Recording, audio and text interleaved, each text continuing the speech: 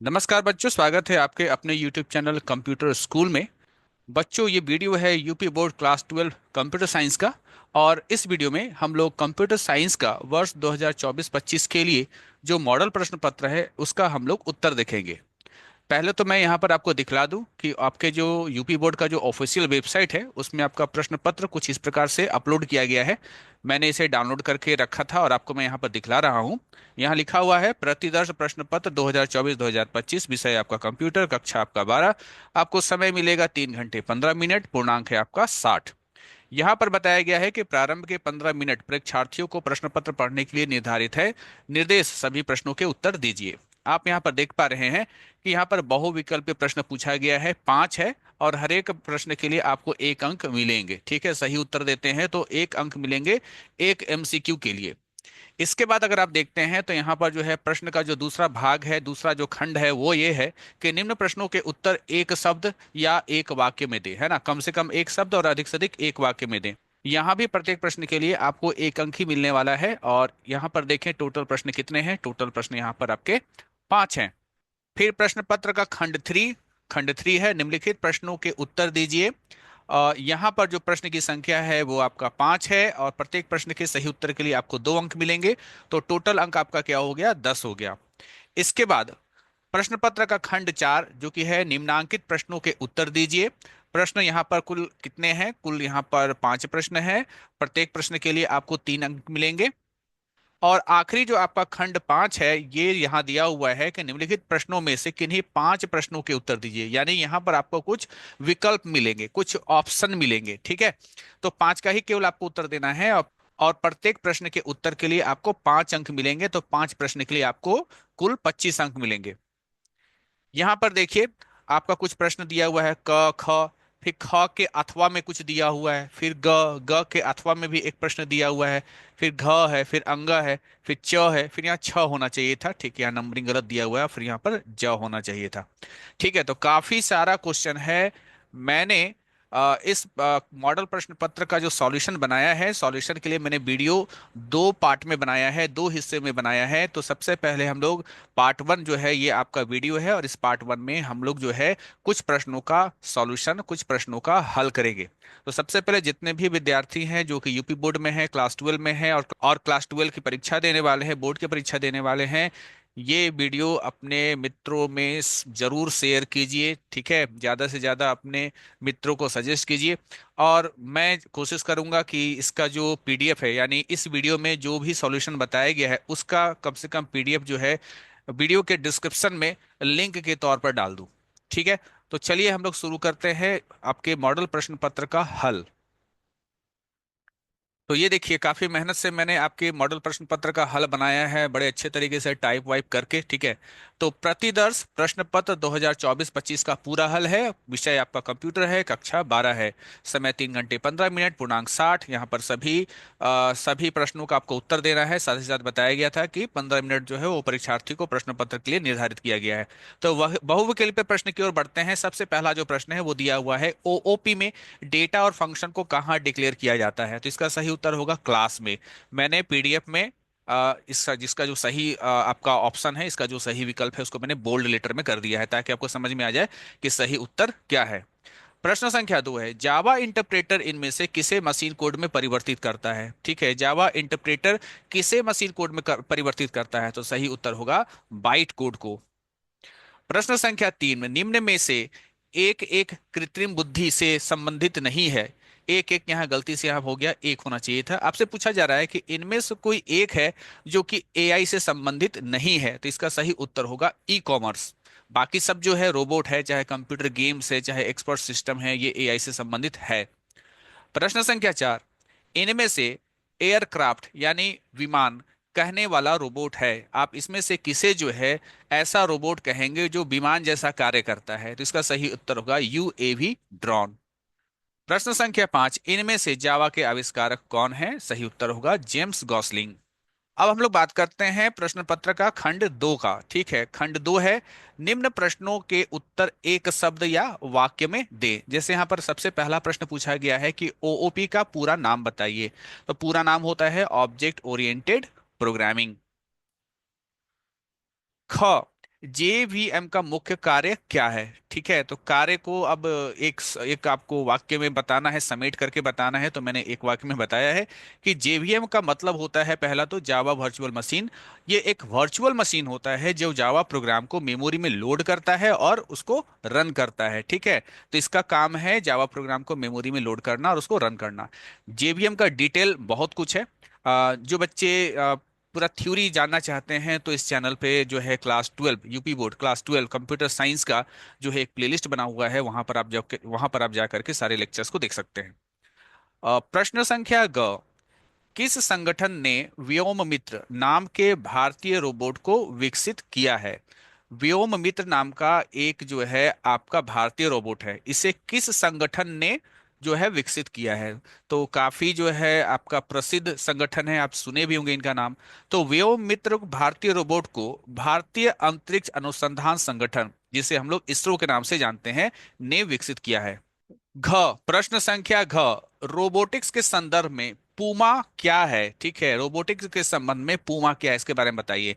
तो पूमा के विषय में जानिए कि पूमा एक 6 डिग्री ऑफ फ्रीडम यानी 6 DOF रोबोट आर्म है, जो अपनी विविध गति और पकड़ने की क्षमताओं के कारण विभिन्न प्रकार के कार्यों को करने में सक्षम होता है। ठीक है, ये एक ऐसा जो है आपका रोबोट आर्म है जो कि अ, बहुत सारा गति मतलब थोड़ा हाई थोड़ा स्पीड है ना, और पकड़ने की क्षमताओं के कारण विभिन्न प्रकार के कार्यों को करने में सक्षम होता है, जैसे कि वस्तुओं को उठाना। ठीक है, यानी ड्रोन के माध्यम से वस्तुओं को उठाना, स्थानांतरित करना और सटीक कार्य करना। ठीक है, तो ये है आपका।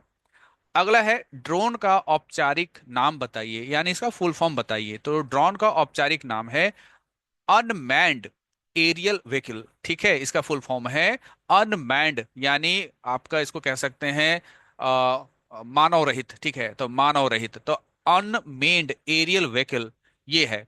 इसे हिंदी में निर्देशित विमान प्रणाली कहा जा सकता है।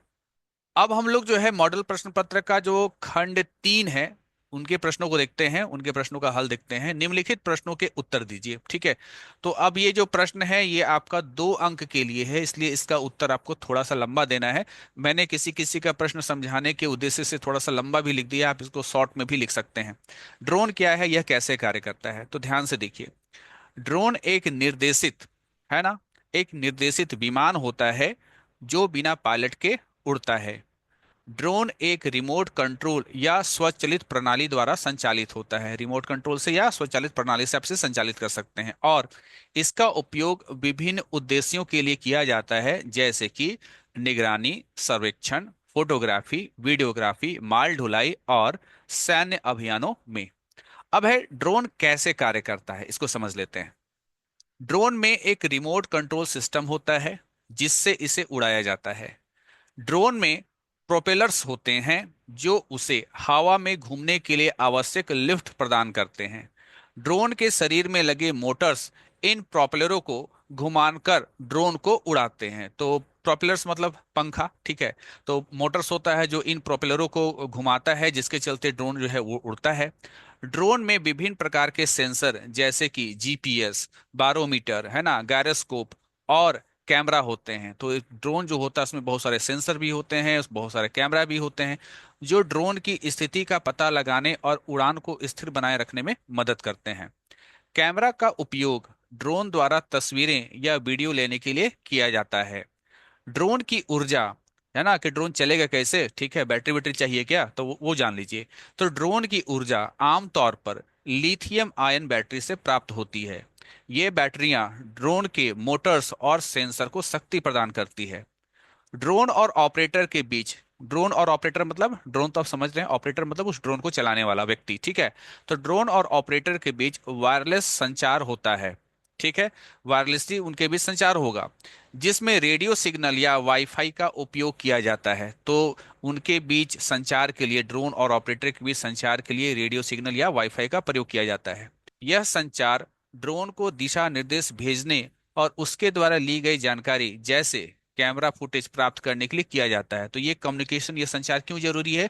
ताकि आप ड्रोन को दिशा निर्देश दे सकें, या ड्रोन जो भी जानकारी लिया है उसको हम लोग ले सके। जैसे ड्रोन ने कोई फोटो जो है खींचा, तो वो फोटो अगर मुझे लेना होगा तो मुझे उसके साथ संचार स्थापित करना होगा। अगला प्रश्न है, क्लास और ऑब्जेक्ट क्या होते हैं? तो देखिए बताया गया है, क्लास और ऑब्जेक्ट ऑब्जेक्ट ओरिएंटेड प्रोग्रामिंग के बुनियादी सिद्धांत है। ठीक है, बुनियादी सिद्धांत हैं। यह दोनों कंसेप्ट्स एक दूसरे से जुड़े होते हैं और एक साथ काम करते हैं। सिद्धांत को अंग्रेजी में हम लोग जो है कंसेप्ट कहते हैं। तो ऑब्जेक्ट ओरिएंटेड प्रोग्रामिंग का ये दो बहुत महत्वपूर्ण कंसेप्ट होता है, आपका क्लास और ऑब्जेक्ट। और ये जो दोनों कंसेप्ट होते हैं ये एक दूसरे के साथ मिलकर काम करते हैं। अब हम लोग बारी बारी से समझते हैं क्लास क्या है। क्लास एक ब्लूप्रिंट या टेम्पलेट होती है, ठीक है, जो यह परिभाषित करती है कि किसी ऑब्जेक्ट में क्या गुण यानी प्रॉपर्टीज और कार्य होंगे। क्लास के द्वारा हम ये बतलाते हैं कि उस क्लास से संबंधित जो ऑब्जेक्ट बनेगा, ठीक है, उस ऑब्जेक्ट में क्या गुण होंगे, क्या कार्य होंगे। ठीक है, क्लास के माध्यम से हम एक नई प्रकार की वस्तु बना सकते हैं। यहाँ वस्तु हम लोग हिंदी में, शुद्ध हिंदी में इसको वस्तु कह दे रहे हैं, लेकिन आप वस्तु के लिए ऑब्जेक्ट शब्द का ही इस्तेमाल कीजिएगा। ठीक है, तो क्लास के माध्यम से हम एक नई प्रकार की ऑब्जेक्ट बना सकते हैं। क्लास में हम निम्नलिखित बातें परिभाषित करते हैं। क्लास के अंदर क्या क्या चीजें होती हैं? तो क्लास के अंदर होता है गुण और कार्य।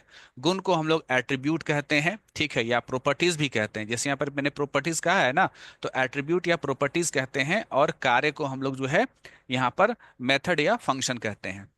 गुण क्या होता है? ये वे विशेषताएं हैं जो ऑब्जेक्ट में हो सकती है, जैसे कि रंग, आकार, नाम आदि। ठीक है, तो ऑब्जेक्ट में जो विशेषताएं हो सकती हैं उसे ही हम लोग गुण कहते हैं। जैसे जो आपका ऑब्जेक्ट है उसका रंग, आकार, नाम। तो यहाँ रंग, आकार, नाम जो है ये मैं ऐसे ऑब्जेक्ट के बारे में कह रहा हूँ जिसमें रंग, आकार, नाम होता है। लेकिन कुछ वैसे ऑब्जेक्ट भी होते हैं जिसमें आपका विशेषताएं रंग, आकार ना होकर के कुछ और भी हो सकती हैं।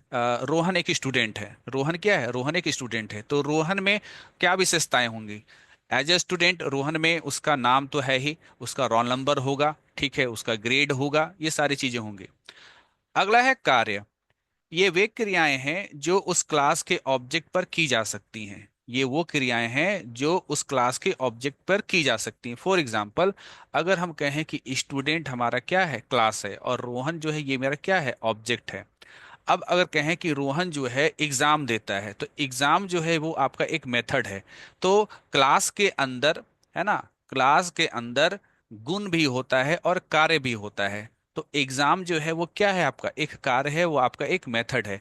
तो क्लास के अंदर जो आपका मेथड होता है वो ऑब्जेक्ट पे कार्य करता है। जैसे एग्जाम कौन देगा? रोहन देगा। रोहन क्या है? रोहन एक ऑब्जेक्ट है।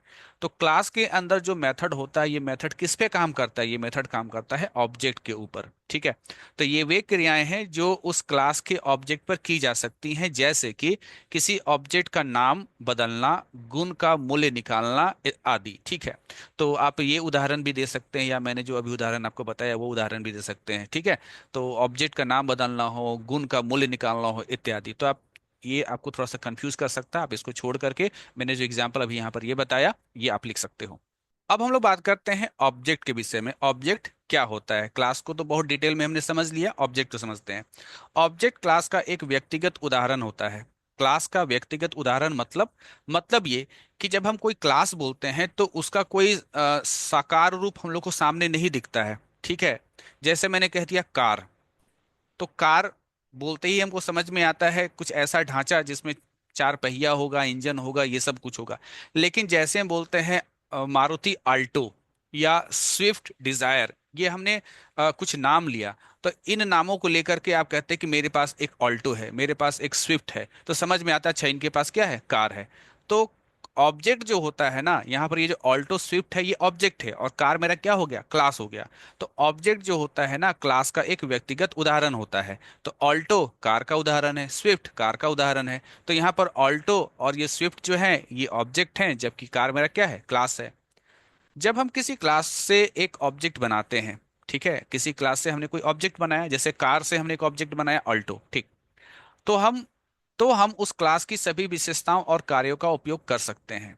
जब मैंने कहा कि एक क्लास है कार और उसका ऑब्जेक्ट है अल्टो, तो कार में जो भी विशेषताएं होंगी, जो भी कार्य होंगे, जैसे कार में जो है टायर होगा, इंजन होगा, तो ये चीजें तो अल्टो में भी होंगी। ठीक है, तो जो जो चीजें आपके क्लास में होंगी वही चीजें आपको ऑब्जेक्ट में भी देखने को मिलेंगी, क्योंकि वो ऑब्जेक्ट बना ही उसी क्लास से है। एक क्लास से कई ऑब्जेक्ट हो सकते हैं और हर ऑब्जेक्ट की अपनी अलग अलग स्थिति हो सकती है। यानी एक क्लास से, है ना, एक क्लास से बहुत सारे ऑब्जेक्ट बन सकते हैं, लेकिन ऑब्जेक्ट का अपना अलग अलग स्टेट हो सकता है, अलग अलग स्थिति हो सकती है। तो ये था ऑब्जेक्ट के विषय में जानकारी। प्रश्न संख्या आपका ग है, जावा में इंटरप्रेटर क्या होते हैं। जावा में इंटरप्रेटर एक प्रोग्राम होता है जो सोर्स कोड को एक बार में एक एक करके पढ़ता है और निष्पादित करता है। निष्पादित मतलब रन करना, ठीक है। पढ़ने को इंग्लिश में रीड करना कहते हैं, तो रीड करना और रन करना। तो जावा में जो इंटरप्रेटर होता है, पहले तो इंटरप्रेटर एक प्रोग्राम होता है जिसका काम होता है सोर्स कोड को एक बार में एक एक करके पढ़ना और उसको निष्पादित करना। इंटरप्रेटर उस कोड को सीधे मशीन कोड में, ठीक है, इंटरप्रेटर उस कोड को, प्रोग्राम कोड के बारे में कह रहा है, उस कोड को सीधे मशीन कोड में ट्रांसलेट करता है। मशीन कोड किसको कहते हैं? जिसको कि कंप्यूटर समझता है। तो इंटरप्रेटर क्या करेगा, जो भी प्रोग्राम कोड है उसको सीधे मशीन कोड में कन्वर्ट कर देगा और फिर उसे तुरंत रन करता है, बिना किसी बाइनरी फाइल बनाने के। यानी जो भी आपका प्रोग्राम फाइल है, प्रोग्राम फाइल को बाइनरी फाइल में बनाने की जरूरत नहीं होती है। जो भी आपका प्रोग्राम फाइल होता है उसको मशीन कोड में कन्वर्ट कर दिया जाता है और वो उसको फिर तुरंत रन करा लिया जाता है, वो तुरंत फिर रन कर जाता है। जावा में इंटरप्रेटर का मुख्य कार्य है बाइट कोड फाइल को रन टाइम पर एक एक करके पढ़ना और निष्पादित करना। अब यहाँ थोड़ा डिटेल में बताया गया कि जावा जो है किसको, है ना, किसको मशीन कोड में कन्वर्ट करता होगा। तो हमारा जो बाइट कोड होता है, बाइट कोड के बारे में आप जो है जानते भी होंगे, ठीक है, जिसको हम लोग क्लास फाइल भी बोलते हैं। तो जावा में क्या होता है, इंटरप्रेटर आपका जो बाइट कोड होता है, जो क्लास फाइल होता है, उसको रन टाइम पर, यानी जब आप प्रोग्राम रन करा रहे होते हैं उस वक्त एक एक करके उसको रीड और रन करता है, उसको पढ़ता है और उसको निष्पादित करता है। जब हम जावा प्रोग्राम को लिखते हैं तो उससे पहले कंपाइलर के द्वारा बाइट कोड में बदला जाता है। ऐसे समझ लीजिए, पहले आपने कोई जावा में कोड लिखा, ये कोड जाता है किसके पास? आपके कंपाइलर के पास, ठीक है। कंपाइलर इस कोड को किस फाइल में तब्दील कर देता है? डॉट क्लास फाइल में, जिसको हम लोग बाइट कोड बोलते हैं। फिर यही जो बाइट कोड फाइल जो है ये भेज दिया जाता है किसके पास? इंटरप्रेटर के पास, ठीक है, इंटरप्रेटर के पास। और इंटरप्रेटर इस क्लास फाइल को किस में कन्वर्ट कर देता है? आपका मशीन कोड में, ठीक है। तो यहाँ आपके बारे में पूछा है, यहाँ आपको पूछा है इंटरप्रेटर के बारे में। तो इंटरप्रेटर का काम वही होता है, क्लास फाइल को यानी बाइट कोड को किस में कन्वर्ट कर देता है? मशीन कोड में। आगे कहता है बाइट कोड में बदला जाता है, फिर जावा वर्चुअल मशीन उस बाइट कोड को इंटरप्रेट करता है। तो यहाँ पर ये जो जीवीएम है, जेवीएम जो है, ये क्या करता है? उस बाइट कोड को इंटरप्रेट करता है और उसे मशीन कोड में बदलकर निष्पादित करता है, यानी कि रन करता है। तो ये सारी चीज अगर आपको जाननी है, जो मैंने यहाँ पर बताया इन डिटेल आपको जानना है, तो आप जो है क्लास 12 का जो लेक्चर्स है इस चैनल पर यूपी बोर्ड का, वो जा करके देख सकते हैं। ये सारे चीजें मैंने वहां पर बता रखी है इन डिटेल में। अगला प्रश्न, प्रश्न संख्या घ, रोबोट तथा मानव में दो भिन्नता बताइए। दोनों में क्या डिफरेंसेस है वो बताइए। रोबोट और मानव में दो प्रमुख भिन्नताएं निम्नलिखित हैं। पहला है संवेदनशीलता और भावनाएं, ठीक है। मानव के बारे में कहा गया है कि मनुष्यों में भावनाएं होती हैं, जैसे खुशी है, दुख है, गुस्सा है और प्यार है। वे अपनी भावनाओं को अनुभव करते हैं और उन पर प्रतिक्रिया भी करते हैं। जबकि रोबोट के बारे में कहा गया है कि रोबोटों में कोई भावनाएं नहीं होती, वे केवल प्रोग्रामिंग के आधार पर कार्य करते हैं। जैसा प्रोग्राम लिखा गया है उसके आधार पर काम करेगा और किसी भी प्रकार की मानसिक या भावनात्मक प्रतिक्रिया नहीं दिखाते हैं। ये था संवेदनशीलता और भावनाओं के आधार पर दोनों में अंतर। अब सेकंड पॉइंट है आत्मनिर्भरता और निर्णय लेने की क्षमता के आधार पर उनमें अंतर। मानव के बारे में कहा गया है कि मनुष्य स्वतंत्र रूप से सोचने और निर्णय लेने में सक्षम होते हैं। वे विभिन्न परिस्थितियों में विचार करते हुए निर्णय लेते हैं और अपनी आदतों या अनुभव से सीख सकते हैं। जबकि रोबोट कहता है कि रोबोट केवल उस कोड और प्रोग्राम के आधार पर काम करते हैं जो उन्हें दिया जाता है। जो आपने प्रोग्राम, जो भी आपने कोड दे दिया, वो उसी के आधार पर केवल काम करेगा, अपने मन से कोई काम नहीं करेगा।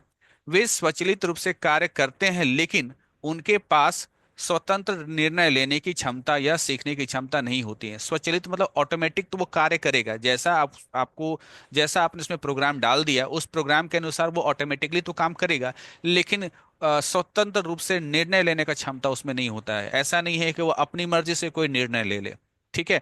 और ना ही उसमें किसी चीज को सीखने की क्षमता होती है, ठीक। अगला प्रश्न है, जावा लैंग्वेज का प्रयोग किस लिए किया जाता है?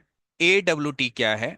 इसमें दो गुण बताइए और फॉर्मल नाम बताइए। बड़ा अजीब सा क्वेश्चन आपका जो है पूछा गया था, मतलब सही सीक्वेंस में नहीं है, सही क्रम में नहीं है, लेकिन चलिए सबका उत्तर बारी बारी से दे देते हैं। सबसे पहले पूछा गया है जावा लैंग्वेज का प्रयोग किस लिए किया जाता है।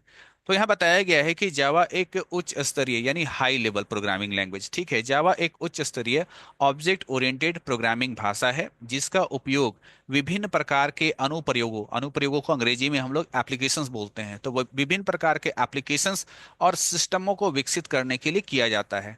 इसका प्रयोग निम्नलिखित उद्देश्यों के लिए किया जाता है। पहला है वेब एप्लीकेशन बनाने के लिए, मोबाइल एप्लीकेशन बनाने के लिए, सिस्टम सॉफ्टवेयर बनाने के लिए, इंटरप्राइज एप्लीकेशन बनाने के लिए, डेटाबेस कनेक्टिविटी के लिए, इसके अलावा सर्वर साइड एप्लीकेशंस के लिए, और डेटा विज्ञान यानी डेटा साइंस और कृत्रिम बुद्धिमत्ता यानी AI आर्टिफिशियल इंटेलिजेंस इसमें इस्तेमाल होता है। अगला पूछा गया था AWT के बारे में। तो AWT का फुल फॉर्म याद रखिएगा, एब्स्ट्रैक्ट विंडो टूलकिट। जावा में एक GUI यानी ग्राफिकल यूजर इंटरफेस है ना, ग्राफिकल यूजर इंटरफेस, जो आप जब आप कंप्यूटर ओपन करते हैं ना तो आपको पिक्चर्स नजर आते हैं, आइकन्स नजर आते हैं। जब आप मोबाइल ओपन करते हैं तो मोबाइल की स्क्रीन पर आपको आइकन्स नजर आता है। इसे हम लोग ग्राफिकल यूजर इंटरफेस कहते हैं। तो जावा में एक ग्राफिकल यूजर इंटरफेस निर्माण का टूल है, यानी ग्राफिकल यूजर इंटरफेस वाला कुछ एप्लीकेशंस वगैरह बनाना है तो उसमें AWT एक टूल होता है जो उपयोगकर्ताओं के साथ इंटरैक्ट करने के लिए विंडो, बटन, टेक्स्ट बॉक्स है ना, टेक्स्ट बॉक्स और अन्य UI घटकों को प्रदान करता है। यानी AWT के माध्यम से हम लोग कुछ घटक, कुछ कंपोनेंट जो है बनाते हैं, जैसे विंडो है, बटन है, टेक्स्ट बॉक्स है, और भी अन्य जो UI घटक होता है वो हम लोग बनाते हैं किसकी मदद से? AWT की मदद से। AWT जावा की एक मूल लाइब्रेरी का हिस्सा है, ठीक है। जावा लाइब्रेरी के बारे में आप जानते ही होंगे। तो जावा लाइब्रेरी का जो है ना वो एक हिस्सा होता है AWT, और इसका उपयोग ग्राफिकल यूजर इंटरफेस बनाने के लिए किया जाता है। AWT के दो गुण, पहला है इवेंट हैंडलिंग AWT। ये क्या होता है? उपयोगकर्ताओं द्वारा किए गए इनपुट को समझने के लिए इवेंट हैंडलिंग प्रदान किया जाता है, ठीक है। जैसे मान लीजिए कोई एप्लीकेशन है, उसमें कहा गया inter your ID and password, तो आप इनपुट करेंगे, तो जो इनपुट किया गया है ना उपयोगकर्ता के द्वारा, उसको समझने के लिए एक इवेंट हैंडलिंग प्रदान करता है आपका AWT। यह उपयोगकर्ता की क्रियाओं जैसे बटन पर क्लिक करना, कीबोर्ड पर टाइप करना को समझता है, ठीक है। जैसे आप पासवर्ड डाल रहे हैं तो पासवर्ड में आपने क्या क्या लेटर डाला उसको समझेगा कौन? यही आपका AWT का कौन सा हिस्सा? Event handling. तो यह उपयोगकर्ताओं की या उपयोगकर्ता की क्रियाओं जैसे बटन पर क्लिक करना, कीबोर्ड पर टाइप करना आदि को समझता है और उनके आधार पर संबंधित क्रियाएं निष्पादित करता है। AWT इवेंट को संभालने के लिए लिस्नर इंटरफेस का उपयोग करता है। अगला जो हमारा पॉइंट है वो है प्लेटफॉर्म डिपेंडेंट कंपोनेंट। ये क्या होता है? AWT प्लेटफॉर्म निर्भर घटक यानी प्लेटफॉर्म डिपेंडेंट कंपोनेंट प्रदान करता है जो आपके एप्लीकेशन को चलाने वाले ऑपरेटिंग सिस्टम के अनुसार दिखते हैं।